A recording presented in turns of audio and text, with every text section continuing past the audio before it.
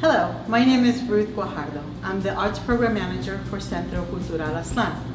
And Centro Cultural Aztlan staff and our Executive Director, Malena Gonzalez, would like to welcome you to a new series of artist exhibits that we have.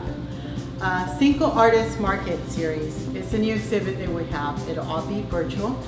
And Cinco, we call it Cinco because Cinco means 5. We will be featuring 5 different artists at a time. We will ask 5 different questions to each, and then we will highlight 5 of their artists, of their masterpieces. If you have any questions for them, you're welcome to ask down here on the main video. All these paintings will be available for sale right after the show, and they will be up for about 2 weeks while the exhibit page is up. So without further ado, enjoy the show. Thank you. I'm Sarah Shore, and I am a retired public art teacher. My name is Gonzalez de Garza, and I'm an art teacher here in San Antonio, Texas. My name is Angelica Gomez Mayorga, and I'm an artist. My name is Albert Garcia. I'm an educator here in San Antonio, Texas. My name is Antonio Tony Garcia, and I'm an art instructor.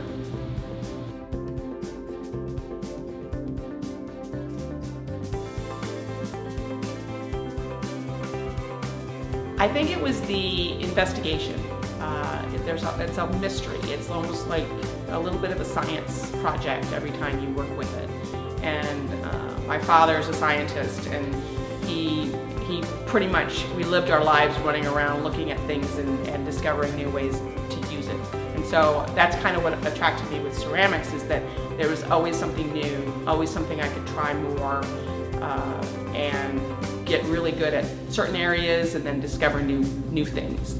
I think that's the biggest impact I think I had with ceramics.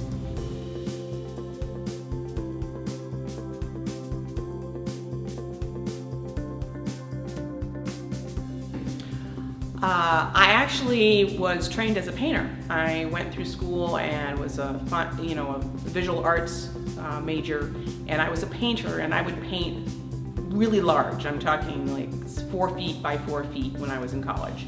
And when I moved to San Antonio, I tried to continue doing the painting, but I found that I was getting bored with it. And so when I became a teacher, one of the biggest things that was fun about being a teacher is that you get to play around with so many different mediums that I discovered new ones, and I really fell in love with ceramics while teaching. And so I still do paintings, but now they're like on the surface of clay. I'll do these paintings where I'm doing, they look like paintings, but they're actually ceramic. So I do continue a little bit of it, but not as the same way as I used to do with large canvases.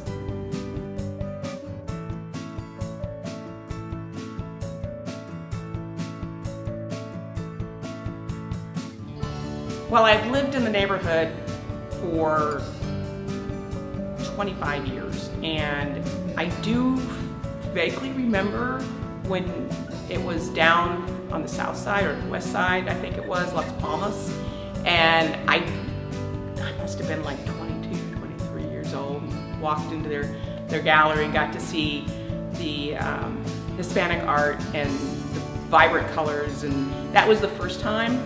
And I lost contact and got involved again more recently with various different artists that have done artwork here, and I've come to the shows and stuff. I do like the Our Lady of Guadalupe because the large diversity of ways of rendering an icon image of the Catholic faith and faith that is meshed with the Mexican culture.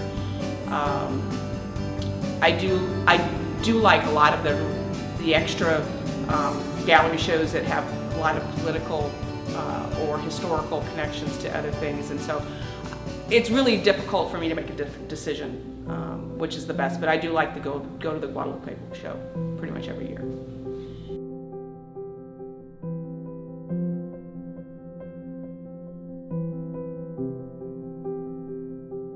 That's a tough one. I would say it depends on the mood, depends on the time, depends on where I'm at. You know, I can, if I discover an artist and I want to share it, I'll dive into it and try to get a way in which the kids can see them and know them. But to be honest, I often forget their names and move on to a new artist that comes up and I see. I do like a lot of our local artists that have tried to do, you know, spread out and work here in town and don't leave, and so I do like to go visit their work. So honestly, it's really difficult for me to like pinpoint one person, because I am more influenced by culture and diversity and the historical impact different groups have when they cross over into each other's lives, because we are a global country and a global work, and I am more likely to be attracted to a culture's ethnic diversity and their historical impact on their culture, and a lot of my work is connected to that. So.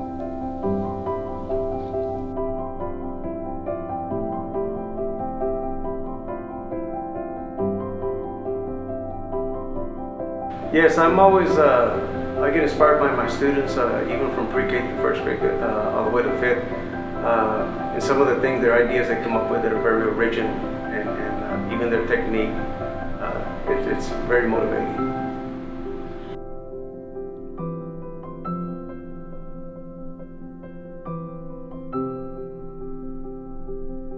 I have several. I love charcoal, I love pencil, I love acrylic ink, and also watercolors and pen and ink too. So I like them because of, you know, the sensitivity, and of course, like acrylic ink, the brightness of color, watercolor, the subtlety, you know, the blending and all of that, and of course the pencil and the charcoal, you know, they're very basic tools, but you can do some really dramatic work with them, you know, ranging, you know, in a range of values.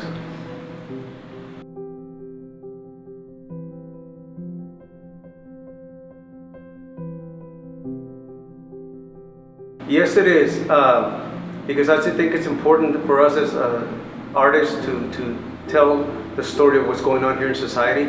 You know, not all my work is political, you know, or has to do with social justice, but a good portion of it is. And I grew up, I'm a product of the Chicano movement and La Raza Unida back in where I was born in Cotula. So that has stayed with me, and I think it's important that I tell the story through my art.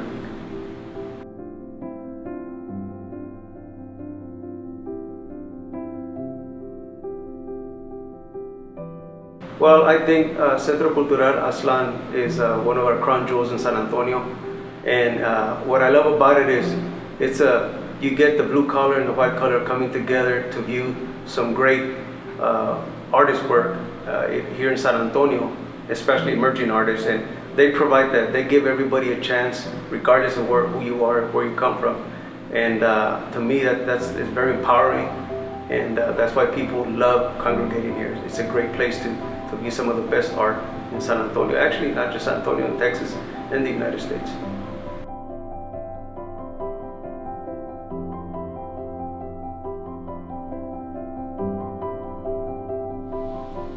As young as I can remember, my parents were both painters.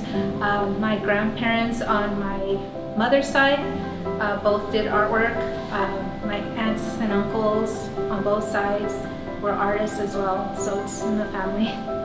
I've always enjoyed it.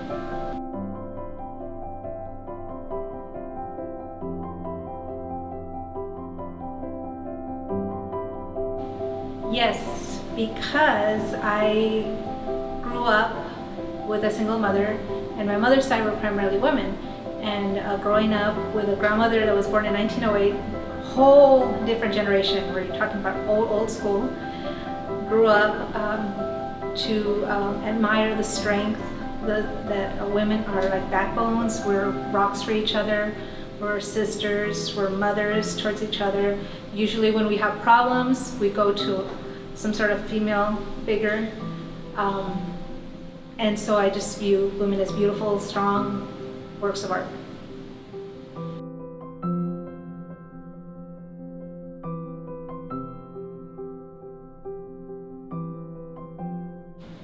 Basically my whole family, both sides.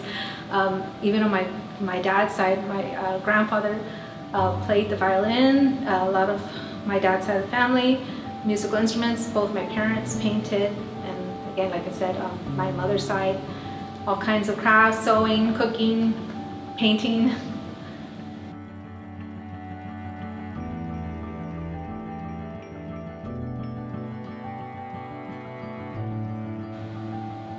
It is a very difficult time for everyone. I find it as a time to reflect. It's almost like a given time for us to all reflect, to find ourselves, to find strength.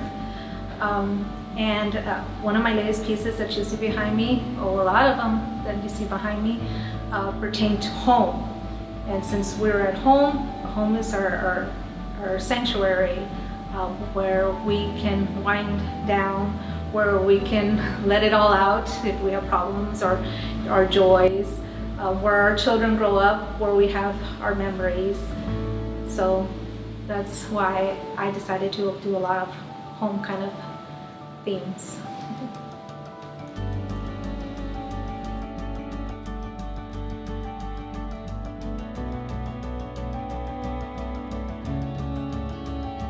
You know, when I go out shooting, of course I have something in mind as to what I want to capture. I don't necessarily know what I'm going to capture that day, but I know when I see it. But what usually ends up happening is I capture a photo and I'm able to somehow capture that moment. You know, people can make a connection to that individual picture. I'll have people say, you know, oh, I have an uncle that used to have a truck like this, or this tree reminds me of a tree that we had in our backyard. So somehow there's always some kind of connection that you want to make with photography, and I'm glad I'm able to do that.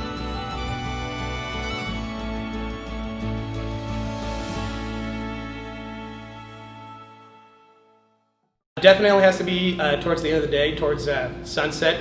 Of course, when it comes to photography, lighting is a big factor to consider. Sunset, it's not too harsh, the lighting's just right, and you can come across some really cool landscapes at that time.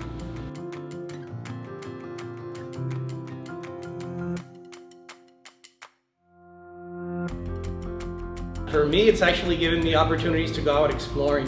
A lot of the pictures that I take are taken out in the back roads in the hill country here in Texas, and it presented a unique opportunity for me and other photographers to travel.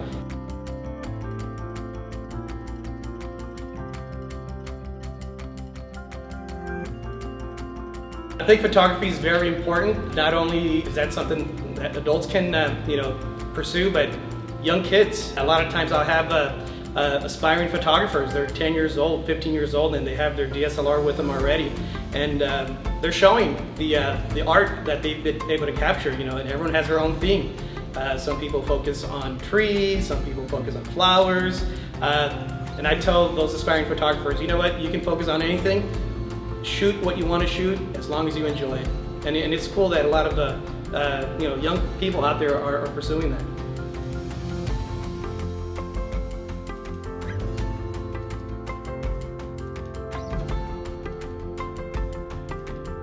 Absolutely, they inspire me by things they say or things they do or certain looks or ideas that they've got. So you never really know where you get inspiration from.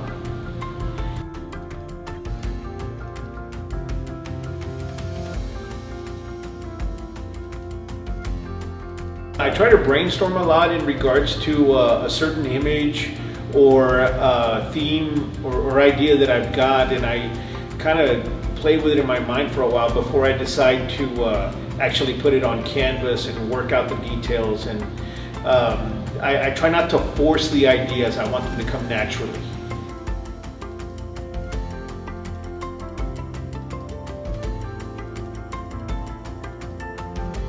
I actually have two at Centro here at Centro Cultural Aztlan. I absolutely love the Virgen of Guadalupe exhibit that they've got. And I also like the Segundo de Febrero because of the historical impact the cultural impact, and just a different artist's interpretation of historical events.